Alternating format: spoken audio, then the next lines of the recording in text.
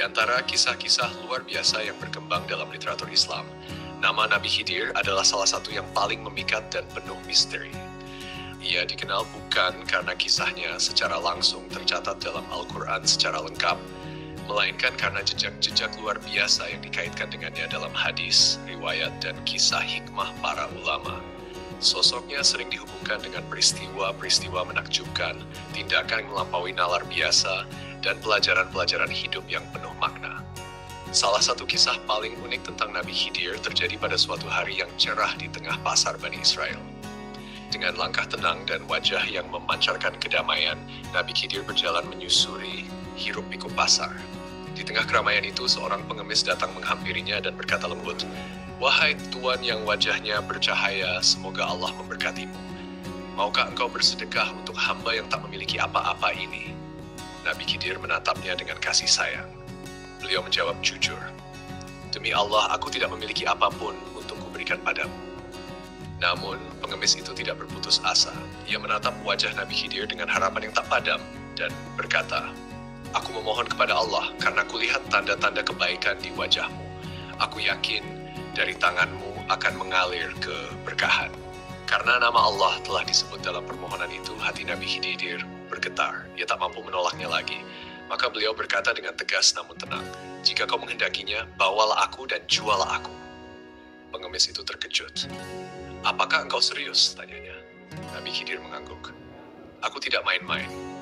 Ketahuilah, barang siapa diminta karena Allah lalu enggan memberi, maka di akhirat ia akan datang tanpa daging di tubuhnya, hanya tinggal tulang belulang."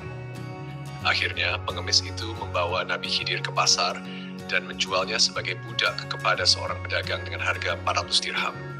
Maka dimulailah kisah luar biasa dari seorang nabi yang kini diperlakukan seperti budak, namun tetap membawa kebijaksanaan ilahiyah di dalam dirinya. Budak yang tak tertandingi.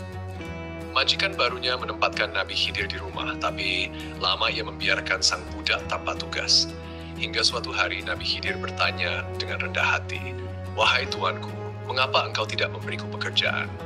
Bukankah engkau membeliku untuk mendapat manfaat dariku?" Sang majikan menjawab, "Aku enggan memberatkanmu, engkau sudah tua." Tapi Nabi Khidir menenangkan, "Jangan khawatir, bagiku tak ada yang berat." Lalu majikan itu memberinya tugas, memindahkan batu-batu besar di halaman. Ia pun pergi meninggalkan rumah. Saat kembali, betapa terkejutnya ia. Batu-batu itu telah berpindah tempat hanya dalam waktu singkat, seolah dipindahkan oleh puluhan orang kuat. Ia ternganga dan berkata, "Sungguh, engkau budak yang luar biasa. Tak ada tandingannya kekuatan dan ketekunanmu." Hari berikutnya, majikan hendak bepergian. Ia meminta Nabi Khidir menjaga rumah sekaligus menyelesaikan pembangunan sebuah bangunan. Nabi Khidir menyanggupi. Ketika majikan kembali, bangunan itu telah berdiri kokoh. Ia nyaris tak percaya dengan apa yang dilihatnya. Bagaimana mungkin semua ini selesai dalam waktu sesingkat itu? Siapa sebenarnya engkau? Maka Nabi Khidir mengungkapkan jati dirinya. Ia berkata, "Aku adalah Khidir, hamba Allah. Dahulu ada seseorang meminta sedekah kepadaku. Dan karena aku tak punya apapun, aku membiarkannya menjualku. Karena seseorang yang menolak permintaan atas nama Allah akan datang di hari kiamat hanya dengan tulang belulang."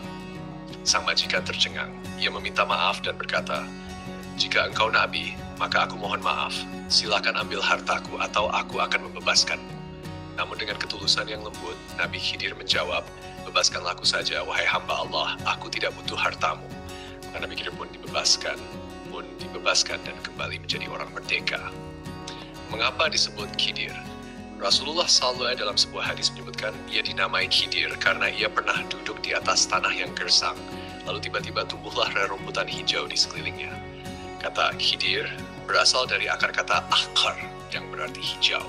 Ia adalah simbol kehidupan, keberkahan, dan keberlangsungan yang datang dari rahmat Allah. Kisah pernikahan yang syarat rahasia. Dalam riwayat lain yang lebih bersifat legenda, disebutkan bahwa Nabi Khidir dan Nabi Ilyas adalah dua bersaudara, anak dari seorang raja besar. Sang adik, Nabi Ilyas, berkata kepada ayah mereka, "Wahai ayah, saudaraku Khidir tidak tertarik dengan tahta. Nikahkanlah dia. Mungkin dari keturunannya akan lahir penerus kerajaan." Sang raja menerima saran itu dan menikahkan Nabi Khidir dengan seorang wanita cantik. Namun setelah menikah, Nabi Khidir berkata kepada istrinya, "Aku tak membutuhkan seorang istri. Tapi jika kau ingin tinggal dan beribadah bersamaku kepada Allah, maka jangan pernah membuka rahasia ini kepada siapapun. Istrinya setuju. Namun waktu berlalu, dan mereka belum juga dikaruniai anak. Ketika sang raja bertanya, istri Nabi Khidir menjawab, anak adalah karunia Allah, kami akan bersabar.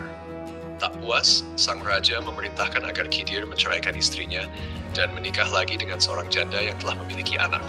Hal yang sama terjadi, tidak ada anak. Ketika ditanya, istri kedua menjawab dengan jujur, suamimu ini tak menggauliku, ia tak membutuhkan wanita. Mendengar ini, sang raja murka. Tapi sebelum ia dapat menegur Nabi Khidir, sang nabi telah menghilang dari istana. Ada versi yang menyebut bahwa istri kedua hendak membuka rahasia Khidir, dan ia dibunuh demi menjaga misi ilahiyah sang nabi. Maka sejak itu, Khidir pun mengembara, menyendiri, dan menjauh dari hiruk-pikuk dunia. Kisah Nabi Khidir adalah mozaik dari hikmah, keajaiban, dan simbol spiritualitas yang tinggi. Sebagian kisah bersumber dari hadis, sebagian lainnya dari tradisi dan legenda yang diwariskan turun-temurun. Yang pasti, sosoknya dikenang karena kebijaksanaan, kepasrahan kepada Allah, dan keajaiban yang mengiringi setiap langkahnya.